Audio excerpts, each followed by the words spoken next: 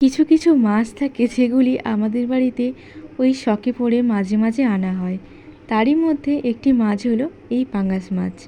তা আজকে বাড়িতে আনা হয়েছে প্রায় 3 মাস পর। হ্যাঁ, সবসময় আবার মাছ দোকানে এসব মাছ দেখতে পাওয়া যায় না। আজকে অনেক দিন পর আনা হয়েছে, বাজারে দেখতে পাওয়ার দরুনই। না হলে তো মাছের মধ্যেই পোনা মাছটাই রেগুলার আসে। আর এই পাঙ্গাস মাছের পেটিটাই সবচেয়ে যেন সুস্বাদু হয়, তাই তো পাঙ্গাস মাছের পেটিটাই আনা হয়েছে। এই মাছটার মধ্যে পরিমাণ মতো নুন এবং হলুদ নিয়ে ম্যারিনেট করে নিয়েছি। চলুন ওদিকে মশলাটা এবারে চট করে রেডি করে ফেলি। এখানে আমি মশলা করার জন্য নিয়েছি আদা, রসুন, টমেটো এবং পেঁয়াজ, সবগুলো পেস্ট করে নিয়েছি।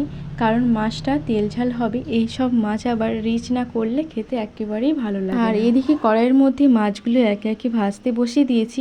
এইসব মাছ ভাজা না প্রচুর রিস্কের ব্যাপার, ফটফট করে এমন ফাটে। আমি তো ভীষণ ভয়ে ভয়ে ভেজেছি মাছগুলো। দেখুন মাছ ভাজা হয়ে গিয়েছে। কড়াইয়ের তেলের মধ্যে আমি 2টো দারুচিনি এবং লবঙ্গ দিয়ে দিয়েছিলাম।